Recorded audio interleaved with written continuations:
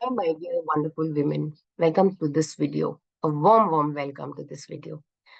In this video, we are going to talk about one of the least discussed topics, and that is grief, sorrow, loss, and associated pain. Okay. As I always say, let's keep it real. So, this video is going to be no different. Let us begin. What is grief really? बहुत ज़्यादा दुख, right?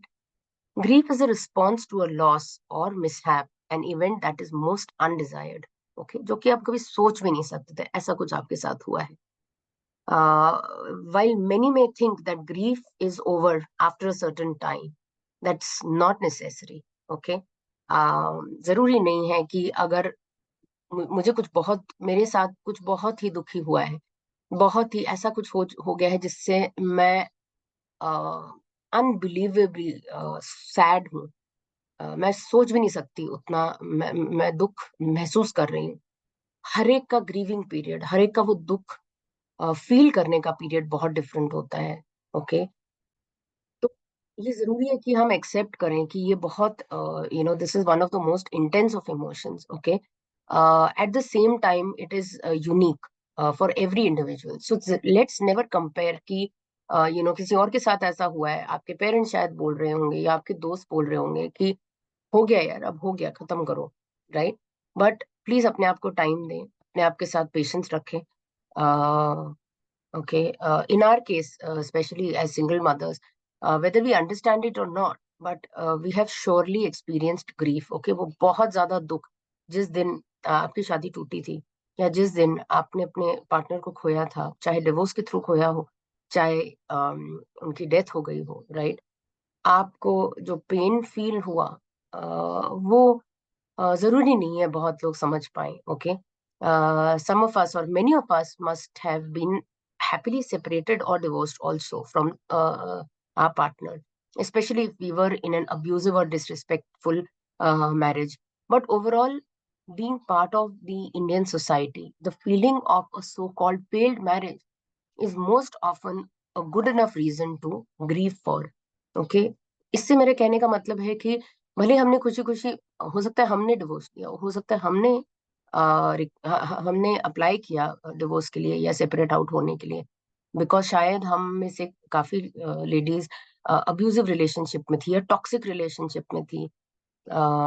लेकिन एक failed marriage का दुख होता ही है. जब हमने बचपन से सोचा हुआ है, हम एज गर्ल्स जब हम छोटी थी, हम बचपन से हमको ये डिजायर डेफिनेटली थी कि अ, एक दिन मैं बड़े होके शादी करूंगी. मैं किस कैसे लड़के से शादी करना चाहती हूँ, मेरी शादी कैसे होगी, मैं कौन सा लहंगा पहनूंगी, मैं कौन सा किस जगह होगी मेरी शादी. सो इस तरीके से हमने जो सपने देखे हैं वो हमारे सामने ढहते हुए दिखे हैं. तो भले ही हमने खुद डिवोर्स दिया हो, लेकिन दुख तो डेफिनेटली हुआ था और होगा ही. ओके, तो ये एक चीज हमको खुद को एक्सेप्ट करना बहुत जरूरी है. अपना दुख एक्सेप्ट करना बहुत जरूरी है.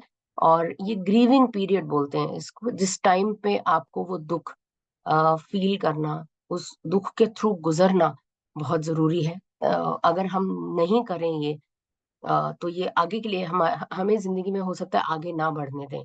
हम अपने लाइफ के लिए जो चाहते हैं, अपने बच्चों के लिए जो चाहते हैं, वो अचीव कर पाए ना कर पाए, तो हमारी लाइफ उससे काफी स्लो डाउन हो सकती है. इसलिए यू नो इसलिए जरूरी है कि हम उस दुख को जिए.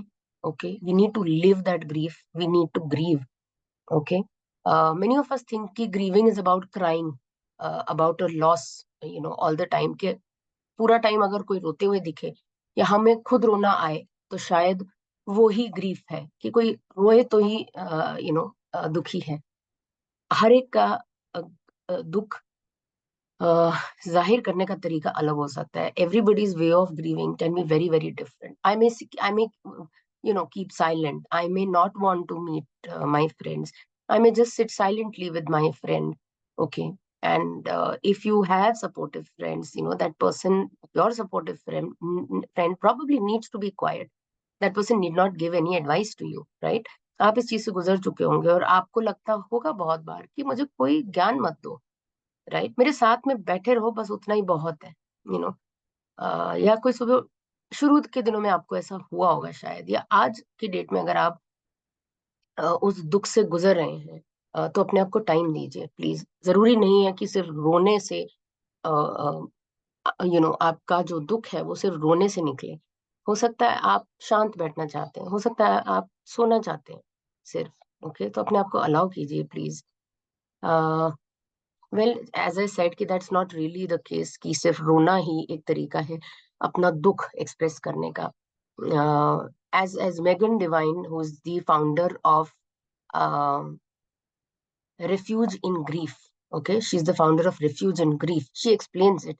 So it can be several different things. Grieving can be several different things. That is sadness, guilt, isolation, anger, fear, denial, self reflection, or even joy, remembering good memories.